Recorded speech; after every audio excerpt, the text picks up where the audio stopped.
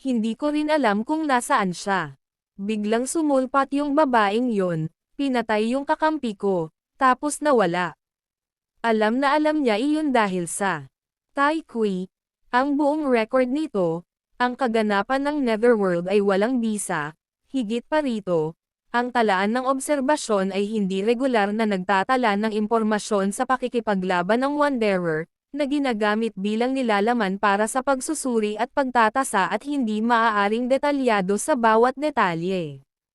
Nang marinig ito ni martial arts instructor Tai, nagpanggap si Lian na sumasakit ang ulo. Naisip mo na ang lahat para sa akin, kaya pwede bang sumunod na lang akong pumirma at umamin ng kasalanan?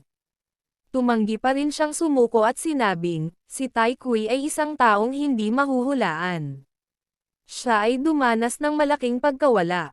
This time, nasa dugo niya ang bangis, ganap na na-activate, pagkatapos bumaba sa K2 Killing Realm, naisipan niyang pumatay, ikaw, ngunit siya ay hindi, na nagpapakita na siya ay may magandang damdamin para sa iyo. At napaka-posible na siya, gustong hayaan kang makatakas. Siyempre of course, sa kanyang personalidad nasasabi niya na pumunta convenient kasama siya, ngunit ang iyong hitsura dito ay isang pagtanggi. Kaya ipinapakita nito na ayaw mong tumalikod sa amin. Gusto kong malaman ang totoo. Hindi ito mahirap para sa iyo. Sabihin mo lang kung ano ang alam mo. Dito magtatapos ang usaping ito para sa iyo. Nang makita ito, nagkibit balikat si Lian. At nagkunwaring hindi niya alam ang sinasabi niya. Pagkatapos ay sinabi niya, maghintay lang tayo at tingnan. Pagkatapos noon, tinawag siya pabalik ni Lian at tinokso siya, dahilan para mamula siya. At tumakbo ng mabilis. Pagkatapos ay naghiwa-hiwalay ang masa ng tubig at tumalsik sa buong Lian. Pagkaalis ni martial arts instructor Tai, si Lee. Patuloy na tinanggap niyan ang kanyang mga gantimpala. Tumunog ang boses ng system, natanggap mo na ang titulong Wanderer ng 10 Palaces level. Pagkatapos ay naglista ang system ng isang serye ng mga awtoridad para kay Lian. Pagkatapos ay binuksan niya ang mga bagay na bibilhin ngunit wala siyang mahanap na angkop na bagay. Pagkatapos ay kinuha niya ang Qingyan na bakal at Dragon Slaying Spear at sinuri ang mga katangian ng dalawang sandata. Matapos basahin ang mga katangian ng dalawa, si Lee. Bulalas niyan, ang kamay na pumapatay ng gintong dragon ay may talas na 100, at di idinagdag ang sibat at pangil ay masasabing parang tigre na may pakpak. Pagkatapos ay pumili si Lian ng ilang armas na may mga espesyal na katangian na partikular na angkop para sa kanya. Ang espesyal na katangian ng Bai Yuan Sword, si Bai Dao, ay nagko-convert ng 3 damage points sa totoong pinsala. Presyo ng pagkuha, 300 puntos. Yu Shouchu ay may isang espesyal na katangian ng katawan ng bakal. Kapag ipinagtatanggol ito, magkakaroon ito ng tiyak na halaga ng baluti. Ang halaga ng sandata ay tinutukoy ng material ng armas. Presyo ng pagkuha, 300 puntos. Espesyal na katangian ng Babao Luo Long Spear, ang pag-inom ng dugo at pagligo sa dugo ay maaaring magpapataas ng bilis ng paghilom ng sugat at pagkuha ng 400 puntos ng gumagamit. Pagkatapos ng ilang pag-aalinlangan, inilagay ni Lian si Chang Yaen 2Z sa mahabang espada ni Huan. Ang sibat na pumapatay ng dragon ay 3 metro ang haba at napakalaki para magamit sa isang nakakulong na espasyo. Matapos durugan ang mga pangil at ilapat ang mga ito sa Huan Longsword, sa wakas ay gumugol si Lian ng 1,000 Netherworld points upang bigyan ang Huan Longsword ng 2 espesyal na katangian. Binigyan ni Heart daw ang Golden Dragon Slaying Hand Spear ng espesyal na katangian. Spear at gunfang sa mga tuntunin ng kadalubhasaan, pinili ni Lian ang ordinaryong asensya ng ang manual ng militar ng hukbo, na nagpapataas ng military skill by 50, natusok ang gintong liwanag. Sa oras na ito, ang kadalubhasaan ni Lian ay diskarteng panghihikayat, 73 thermal weapons, 38 military skills, at 50. Sa pagtingin sa kanyang kasalukuyang mga katangian, naisip ni Lian sa kanyang sarili na pagkatapos ng kaganapan sa karapatang pantao, mayroon pa ring 5,850 netherworld points ang natitira. Matapos palakasin ang kanyang mga armas at pagbili ng kadalubhasaan, may natitira pang 4,350 puntos. Naramdaman niya iyon sa hindi bababasa. Sa susunod na 23 netherworld events, hindi na siya muling makakakuha ng napakaraming puntos. Tahimik na nanonood si Te, ngunit kung hindi dahil sa tulong niya, napakahirap na mabuhay at umalis sa larangan ng digmaan. Sa pagkakataong ito, nagpatuloy si Lian sa pagpili. Ang ilang mga tool at kasanayan. Hindi mabilang na mga larawan ng pakikipaglaban sa Honda Tadakatsu ang sumagi sa isip ni Lian. Bigla niyang iminulat ang kanyang mga mata at iniwagayway ang sibat na pumapatay ng dragon. Tuloy-tuloy na tinutusok ang baras ng sibat. Sa hangin, pinupunit ang maraming mga spear mark. Bahagyang kumaway si Lian, at lumitaw ang mahabang Huan sword sa kanyang kamay. At sa isang kisap mata, ang mahabang Huan sword ay tumalsik ng 20 beses. Sa oras na ito, hindi maitago ni Lian ang kanyang pananabik. Basang-basa ang buong katawan niya sa pawis. Naisip niya sa sarili, ang pag-recall ay isang paraan talaga para maasa ang kakayahan ng isang tao. Upang maunawaan ang higit pang mga kasanayan mula sa mga kasanayan. Ang sistema ay nangangailangan ng maraming oras at mga punto ng Netherworld. Pagkatapos ay bumili si Lian ng isang lata ng comics ng Netherworld. Kahit na siya ay dinaya sa huling pagkakataon, napakakaunting mga puntos na natitira, kaya nagpa siyang subukan ang kanyang kapalaran. Isang gintong liwanag ang kumislap, at isang itim na balabal ang lumitaw. Napakaganda ng kalidad ng mahabang balabal ni Smith. Ang isang bulsa sa Amerikana ay magbubunga ng isang matigas na carat bawat oras. Ang maximum na limitasyon ay 1. Ang matigas na carat ay may talas na 5. Pagkatapos gamitin ito, pansamantala nitong pinapataas ng 8 ang kahusayan sa thermal weapon. Pagkatapos ay nagpatuloy siya sa pagtingin sa kanya. Panel ng system, na kumukumpleto sa espesyal na kaganapan sa Netherworld. Ang pagsupil sa Korean Wild God Team na may awtoridad na tumanggap ng mga regalo mula sa Wild Gods. Iyon ang Nagel iligtas buhay na feather suits ni Galana. Itim na scarf na gawa sa mga balahibo. Sa pagtingin sa mga kakaibang bagay na ito, naisip ni Lian sa kanyang sarili, sa Netherworld, lahat ay malamang na nag-iisa. Kahit na may mga kasama na hindi magkapareho ng mga layunin, hanggat maaari nilang makamit ang pinakamahusay na interes ng kanilang mga kasama, ang mga gala na nagsasagawa ng parehong kaganapan sa Netherworld ay higit na disiplinado kaysa sa mga nag-iisa. Ang mga iskolar ay bunga ng katotohanan. Para silang Deng Tian, Shang, at Daowayan, na mapagkakatiwalaan. Hindi naman sa lahat ng pagkakataon ay makikilala mo sila. Pagkatapos mag-impake, nagpa siya si Lian na umakyat sa hagdan para bumalik. Pagkalipas ng ilang araw, sa villa sa Shangzhou, si Lian ay nahuhulog sa recall, at halos 2 ZQ ang nakaupo. Araw-araw kasama nila. Ang kasanayan na pinakamabilis na umunlad ay ang 2 ZQ na nakaupo ni Sangye. Salamat sa tuloy-tuloy na pag-recall, sa wakas ay nakabisado na ni Lian ang hakbang na ito, na ginagawa itong kanyang sarili. Ang mga putol na kahoy ay lumipad kung saan-saan, at si Lian ay tumusok sa kahoy na tabla gamit ang isang kahoy na patpat. Hinawakan niya ang Chaos Tattoo sa kanyang balikat, at agad na lumitaw sa kanyang kamay ang isang garapon at anteng-anteng. Ang Jufeng Shenfu ay isang Netherworld token na may kapangyarihan ng 9 na Phoenix. Ang paggamit nito ay tataas ang anumang mana ng 10. Ito ay may espesyal na epekto sa pagpapahusay sa ilang mga mana. Umalangaw-ngaw ang boses ng sistema.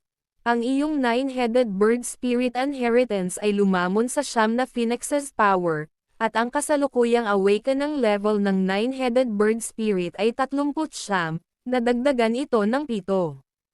Subukang masira ang pinakamataas na halaga ng 40.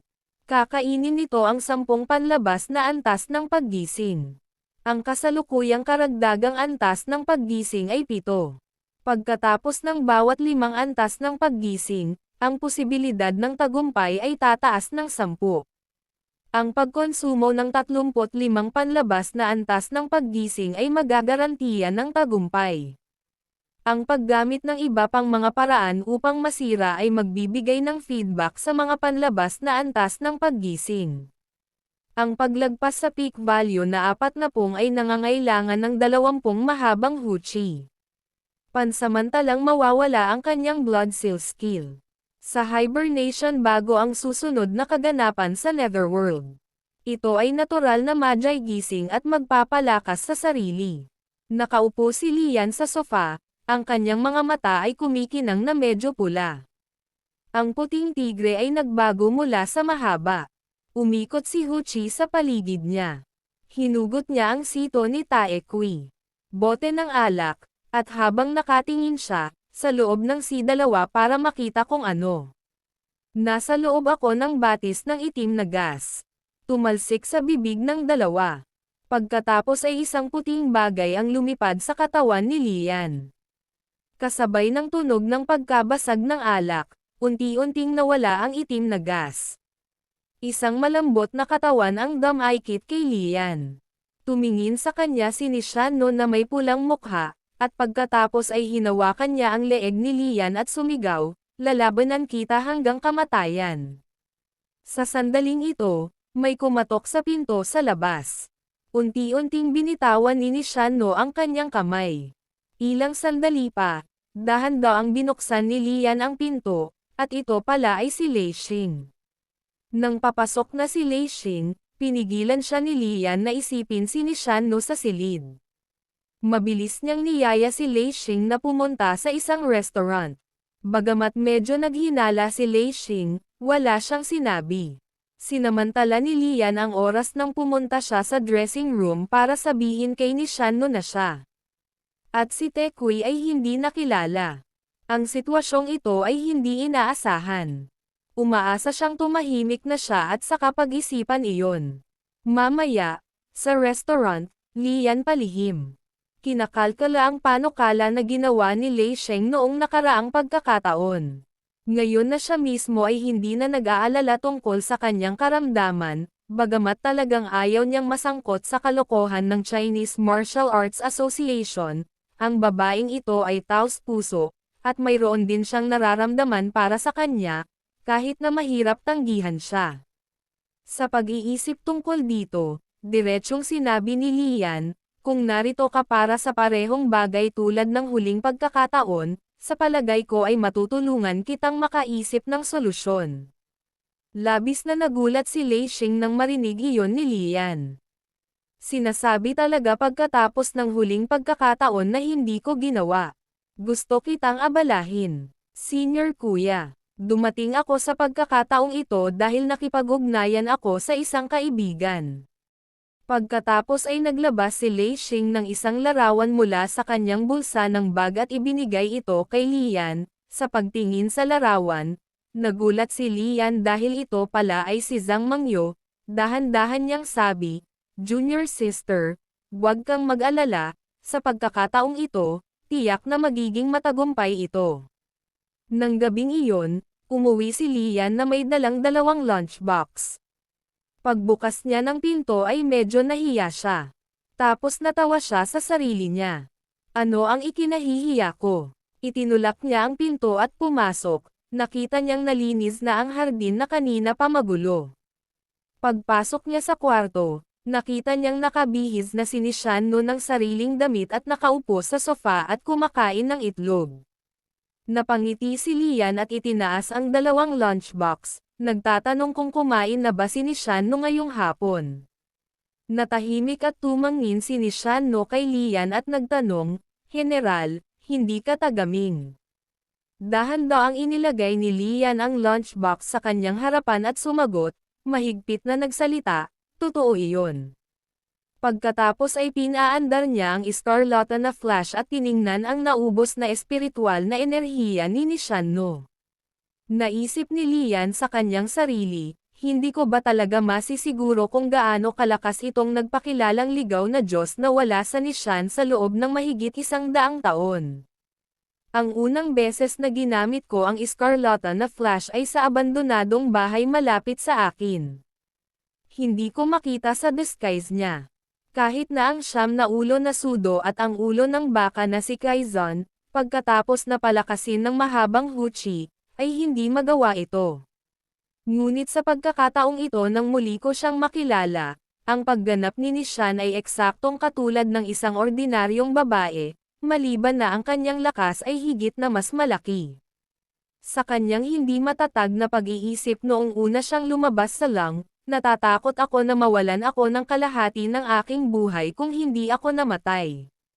Pagkatapos ay sinabi ni Lian, mayroon akong paraan upang maibalik ka, ngunit magtatagal ito. Nang marinig ang mga salita ni Lian, tuwang-tuwa si Nishano. Bumalik ka. Maaari ba akong umalis sa bahay na ito? Inilahad ni Lian ang kanyang mga kamay at sinabing, magagawa mo ito anumang oras. Sa sandaling ito, tumayo si Nishano, kinuha ang radyo sa mesa, at sinabi, ang bagay na ito ay maaaring tumugtog noon, ngunit ngayon ay tahimik na. Ngumiti si Lian at kinuha ito. Ito ay dapat na mayroong baterya. Binuksan niya ang drawer, kumuha ng 2 baterya, at pinalitan ang mga ito. Tumunog ang radyo, at nagkataong isa itong live na komentaryo sa football. Tumingin si Nishano kay Lian na parang inosenteng bata at nagtanong, mukhang hindi ito boses ng tao kanina lang. Gustong magpaliwanag ni Lian, ngunit hindi niya alam kung paano ito ipapaliwanag, kaya napangiti na lang siya ng alangan kay Nishano. Sa mga sumunod na araw, hindi na nagtanong pa si Nishano, ni hindi rin nagtanong kung nasaan ito. Siya ay tahimik sa lahat ng oras. Nagbasa lang siya ng mga libro, nakinig sa radyo, nanood ng TV, natutong gumamit ng washing machine para maglaban ng damit, at natutong gumamit ng electric cooker sa pagluluto. Kadalasan, tahimik siyang nakaupo sa bakuran. Pinapanood si Lian na nagsasanay ng martial arts at swordsmanship. Para matulungan siyang mabilis na maunawaan ang mundong ito, bumili si Lian ng mobile phone para kay Nishano, at natutunan niya kung paano mag-online. Mula nang dumating si Nishano, nalaman ni Lian na siya ay naging mas tamad. Marahil ito ang pakinabang ng pagpapakasal sa isang mabait na asawa. Ang gulo lang ay lalong tumitindi ang mga tsismis sa paligid niya. Naisip ni Lian na kailangan niyang makipag-ugnayan sa isang kakilala sa loob ng ilang araw upang makakuha ng ilang mga dokumento para kay Nishano. Pagkalipas ng 2 linggo, hinahampas ni Lian ang kanyang sibat sa bakuran. Ang kulay platinum na dulo ng sibat ay umindayog na parang tigre na nanginginig ang balahibo nito. Biglang tuwang-tuwa si Lian. Ang Totaikyo Saturday move ay pinagkadalubhasaan at naabot na ang limitasyon nito. Gayunpaman, ang pagkilos na pinagkadalubhasaan niya ay ganap na naiiba sa estilo ni Sang Yi. Ang Q Saturday move ni Song Yi ay isang diskarteng hinasa sa loob ng maraming taon sa larangan ng digmaan na may nakakatakot na kapangyarihan. Ang galaw ni Lian, sa kabilang banda, ay hindi malakas ngunit mabilis. At isa rin itong first strike move. Ngunit nakatutok ito sa isang nakamamatay na suntok. Nalampasan lamang niya ang pag-atake ng kalaban, lumikha ng isang siwang at pagkatapos ay sinaksak at laslas. Ang kapangyarihan ng QSAT ay hindi mahusay. Ang kasunod na serye ng mga pag-atake, tulad ng isang tidal wave, ay ang tunay na mga hakbang sa pagpatay. Tulad ng para sa mastering ang Tigre Leap at ang 40 strike, ito ay hindi masyadong makinis. Nakapaggastos na siya ng 1,000 puntos sa dalawang kasanayang ito, ngunit magagamit lamang ni Lian ang mga ito ng pasimula. Ang karanasan ng tuloy-tuloy na pamamaraan ng sibat, tulad ng pagsira sa dam ni Honda Tadokatsu bago siya mamatay, ay kumonsumo ng labis na pisikal at mental na lakas.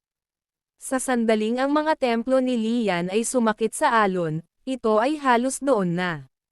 Ngunit hindi niya alam kung saang direksyon tatahakin ang huling hakbang. Pagkatapos ay inilabas ni Lian ang gatilyon ng baril na nahulog kasama ang Nishan no Beret.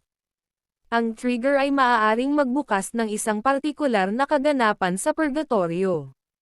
Maaari mo ring isakripisyo ito para i-upgrade ang iyong status kapag papasok sa anumang kaganapan sa purgatorio.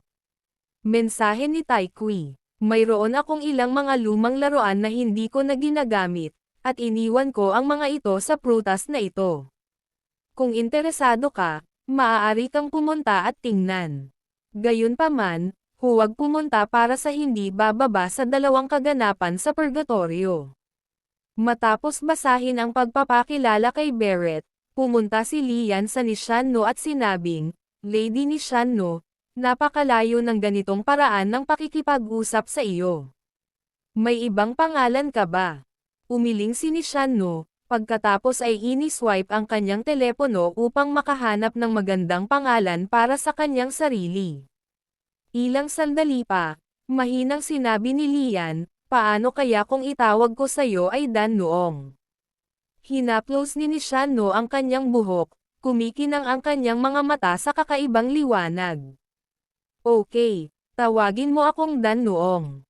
Pinamunuan ni Hebei High Speed Rail Station na si Xiang Julian si Dan Noong papunta sa tren papuntang Yanjing. Tumingin sa kanya si Dan Noong at bamulong, General, tila nag-aalala ka. Bahagyang ngumiti si Lian. Tawagin mo na lang akong Lian. Ganon na ba ka-obvious? Siya ay napabuntong hininga. Dadalhin kita para makipagkita sa mga matandang kaibigan mamaya. Pagkatapos ay kailangan kong pumunta muli pagkatapos kong sabihin sa kanila na ligtas ka. Pupunta kay Ming. Hindi, sa ibang lugar. Napakadelikado din. Tumango si Dan Noang. Isasama mo ba ako? Saglit na nag-alinlangan si Lian at saka bamulong, not necessarily. Kung pwede lang manatili sa mundong ito, hindi na kailangang nasa tabi ko. Mabilis kang natututo, at ang underworld ay hindi gaanong naiiba sa mundo ng mga nabubuhay. Ngayon na maaari kang umasa sa iyong sarili, maaari kang magpatuloy sa buhay. Hindi itinuloy ni Dan Noang ang mga salita ni Lian ngunit itinuro ang tanso sa kanyang dibdib. Wala ka nito bago mo inihanda para sa akin. Tinakpan niya ang bibig niya at ngumiti. Halatang ayaw mo akong pumunta, pero sinasabi mo pa rin. Ang kanyang itim at puting mga mata ay nakatitig kay Lian, nakataas ang sulok ng kanyang bibig. Sa tingin ko may babae sa puso mo. Gumalaw ang mga mata ni Lian, at tumango siya ng nakangiti. Tama iyan. Gayunpaman, hindi ko alam kung makikita ko pa siyang buhay. Ang imahe ni Zhang Daojing ay lumitaw sa kanyang isipan. Kung pupunta ako upang makipaglaban sa ibang lugar, matutulungan kita sa anumang paraan, sabi ni Dan Noong. Lumipas ang 2 buwan. Mabilis. Umalangaw-ngaw ang boses ng sistema.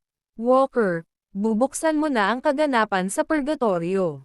Sa daan patungo sa Nine Gates Temple, ang kabisera ng Wei, 8 minutong lakad ang layo, mayroong isang lumang pabrika sa pader ng lungsod na may pulang karatula at isang 80s poster. Nang imulat ni Lian ang kanyang mga mata, nasa Jongnan na siya. Noong 1998, inihayag ng boses ng system na ito ay libreng pangangaso. May kabuuang 164 na Purgatory Walker ang kalahok. Kapag namatay ang sinumang Walker, makakatanggap ang lahat ng notification.